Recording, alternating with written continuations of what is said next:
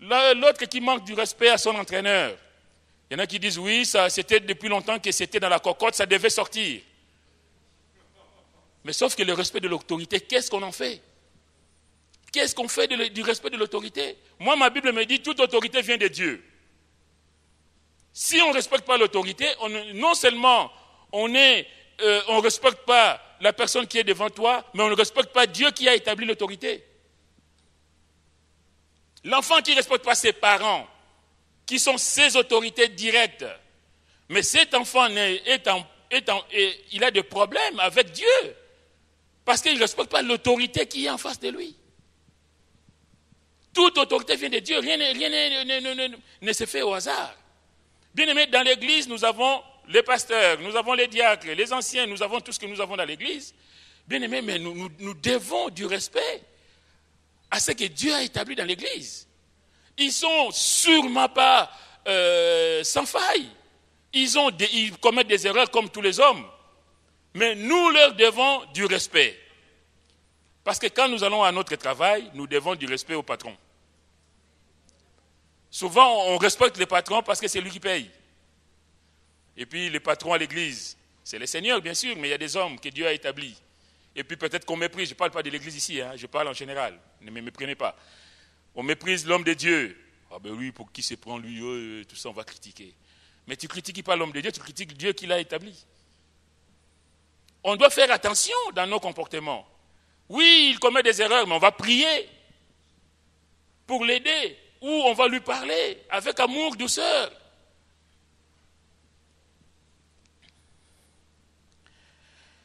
Oui, on va continuer parce que l'heure avance. Voilà. Et l'apôtre Paul se trouve dans cette situation. On voit ici que l'avertissement de l'homme de Dieu n'a pas été entendu. Verset 15, le navire fut entraîné sans pouvoir lutter contre le vent. Et nous nous laissâmes aller à la dérive. Quand l'homme n'est plus maître de la situation, l'homme va à sa perte, l'homme va à la dérive. Tu ne peux plus rien contrôler. Le navire, c'est comme ta vie. Si tu as laissé, tu n'as pas écouté les appels de Dieu, tu n'as pas fait attention à ce que Dieu t'a dit, bien aimé, il y aura un jour où tu ne seras plus maître de rien du tout. Parce que là, le diable va te balader dans tous les sens. Ici, on voit ce navire qui est entraîné sans pouvoir lutter contre le vent, et la Bible dit que nous nous laissons aller à la dérive. C'est-à-dire qu'on n'est plus capable de contrôler quoi que ce soit. Il y a des fois, tu es dans ta voiture, tu es en train de freiner, mais la voiture refuse de freiner. Là, tu vas devant toi, il y a peut-être un fleuve, tu sais que tu y vas droit. Et là, tu vas crier, Seigneur, aide-moi, Seigneur, viens à mon secours. Mais la Bible dit aussi, le Seigneur a dit dans Jean 16, 33, « Je vous ai dit ces choses afin que vous ayez la paix en moi. » La paix du Seigneur. Alléluia. L'enfant de Dieu, c'est celui aussi, quand tout va mal, il sait qu'il n'est pas seul. Ah, le Seigneur a dit, « Je suis avec vous tous les jours. Tous les jours, je suis avec vous. » Et le Seigneur dit dans sa parole, « Je vous ai dit ces choses afin que vous ayez la paix en moi. » Vous aurez des tribulations dans le monde, mais prenez courage, j'ai vaincu le monde. Bien-aimé, pourquoi je dis que l'enfant de Dieu, c'est celui qui marche au travers de la parole? Parce que quelle que soit la situation où tu te trouves, tu pourras brandir la parole de Dieu. Seigneur, tu as dit. Alors dans cette situation où pour moi tout est perdu, mais je sais que Seigneur, avec toi, ce n'est pas perdu. Parce que tant que Dieu n'a pas dit son dernier mot, tant qu'il y a encore un peu de souffle, comme disait le pasteur ce matin, je sais que je peux m'accrocher au Seigneur jusqu'à la fin. Parce que je sais que c'est Dieu-là qui a dit, je ne t'abandonnerai point, je ne te laisserai point, ce Dieu-là sera toujours fidèle. Alléluia. La question que nous, on peut se poser, bien-aimés, est-ce que nous avons la paix quand tout va mal autour de nous? Quand la situation n'est plus contrôlable, quand le bateau est en train de tanguer, d'aller dans tous les sens, et que toi, tu n'es plus maître de rien du tout, bien-aimé, est-ce qu'il t'arrive, et même moi, est-ce qu'il m'arrive d'avoir la paix du Seigneur malgré cela? Et quand on voit la vie de l'apôtre Paul, on peut dire que cet homme était quand même exceptionnel. Ce n'est pas pour rien qu'on a quand même une bonne partie du Nouveau Testament qui lui est consacrée, enfin en tout cas ses écrits. C'est incroyable ce que cet homme a pu vivre. L'apôtre Paul pouvait dire dans 2 Corinthiens 4, 8, « Nous sommes pressés de toute manière, mais non réduits à l'extrémité. Dans la détresse, mais non dans le désespoir. Dans la détresse, dans la difficulté. Les choses sont terribles autour de nous, mais je garde toujours espoir. Pourquoi? Parce que je sais en qui j'ai cru. La situation va mal. Tout le monde dit, mais là, Jean, ça y est, c'est fini pour toi. Mais toi, tu dis non. Si c'est fini pour vous, mais Dieu, mon Dieu, n'a pas encore dit son dernier mot. Alléluia. Dans la détresse, mais non dans le désespoir. Persécuté, mais non abandonné. Abattu, mais non perdu. Et plus loin, il dira dans 2 Corinthiens 11, 23 que vous pouvez lire, souvent en danger de mort, en péril dans le mer, dans le fleuve, tout ça. Mais cet homme, il a gardé la foi. Cet homme a pu continuer à marcher avec le Seigneur et dire, j'ai combattu le bon combat de la foi. Et la couronne de justice m'est réservée. Alléluia. Bien-aimés, ça c'est des paroles, je vais dire, d'encouragement. C'est des vies, c'est comme des modèles que nous devons prendre, la vie de l'apôtre Paul. Quand tout va mal, quand tout semble contre toi, tu te dis, il n'y a plus d'issue, il n'y a plus de solution, il n'y a pas de solution, mais la solution, c'est le Seigneur. Parce qu'il est présent. Et je sais que dans cette situation que vit l'homme de Dieu, dans ce navire, le Seigneur est présent, nous allons le voir.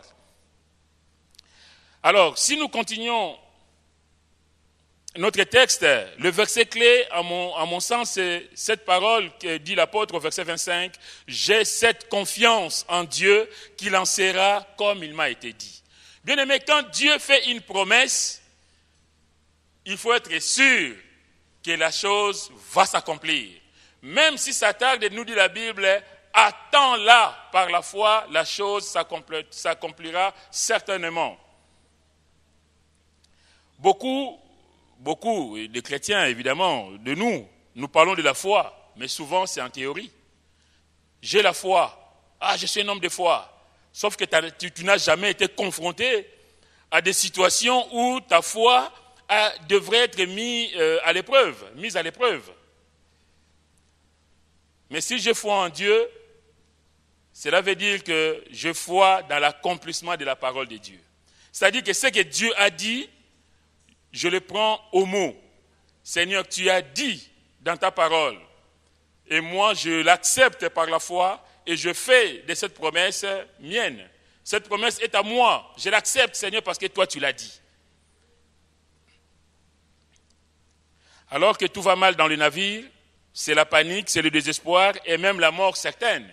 Parce qu'il dit au verset 20, « Les soleils et les étoiles ne parurent pas pendant plusieurs jours.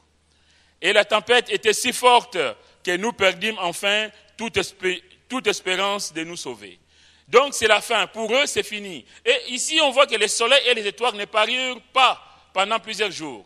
Bien-aimés, quand tout va mal, on ne voit plus la lumière.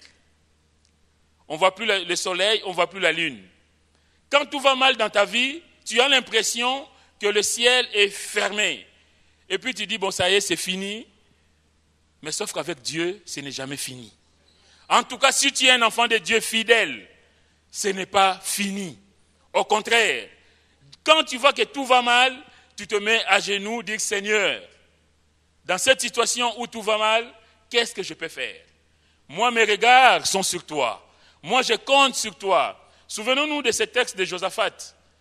Quand Josaphat est assailli par des armées étrangères, des Moabites, des Ammonites, tout le monde, qu'est-ce qu'il va dire, Josaphat? La Bible dit qu'il eut peur, mais dans cette peur, il va dire, Seigneur, tu vois toute cette multitude autour de nous. Seigneur, mais nos regards sont sur toi. Alléluia. Seigneur, peu importe ce qui m'arrive, quoique je sois entouré de cette foule d'ennemis, quoique la situation à vue humaine ne soit pas, semble être sans issue, Seigneur, moi je sais que toi tu es celui qui ne m'abandonne pas. Alors je te fais confiance. Et je sais que mon Dieu, tu agiras. Parce qu'il a dit qu'il est celui qui ne nous abandonne pas. Et nous connaissons la suite de l'histoire. Et Dieu va leur dire, ce n'est pas vous qui allez combattre dans cette affaire, c'est moi qui vais m'occuper de vos ennemis. Bien-aimés, et cette réalité est aussi notre réalité aujourd'hui. Tu es peut-être au chômage, tu as des difficultés financières. Pour toi, il n'y a plus de jour, plus de lumière. Tout semble sombre autour de toi. Mais sache que ton Dieu est toujours là avec toi. Et ton Dieu a la solution pour toi. Que son nom soit béni. L'homme de Dieu va se lever dans cette situation et dire aux autres, verset 22, maintenant, non, d'abord au verset 21, qu'est-ce qu'il dit? Il leur rappelle. On n'avait pas mangé depuis longtemps, alors Paul se tenant au milieu d'eux leur dit, « Ô homme, il fallait m'écouter et ne pas partir de Crète afin d'éviter ces périls et ces dommages. Il fallait m'écouter. » Et là, si je vous laisserai le temps de lire ce chapitre vous-même, mais vous allez voir que maintenant, c'est l'homme de Dieu qui est maître de la situation. Il voit que maintenant, c'est fini. Au verset 20, on voit que tout est fini. Enfin, toute espérance de nous sauver, il n'y a plus d'espoir. Et c'est là que l'homme de Dieu va se lever pour dire, bon, maintenant, asseyez-vous, mon Dieu va agir. Ah, ça c'est merveilleux. C'est merveilleux.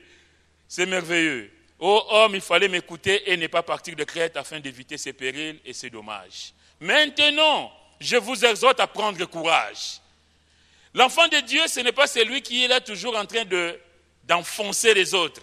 Tu vois, qu'est-ce que j'avais dit? Si tu m'avais écouté, maintenant c'est ta faute. Mais combien nous, dans nos maisons, c'est toujours la faute de l'autre? Si ça ne va pas, c'est toujours l'autre. C'est soit papa, soit maman, soit les enfants, soit la sœur, soit la fille, le gars. Toujours, mais c'est toujours la faute de quelqu'un. Mais l'homme de Dieu ici, il n'a pas été entendu dans un premier temps, mais il leur dit, il fallait m'écouter. Mais ça, c'est pas grave, c'est de l'histoire passée. Mais maintenant, je vous exhorte à prendre courage. Prends courage.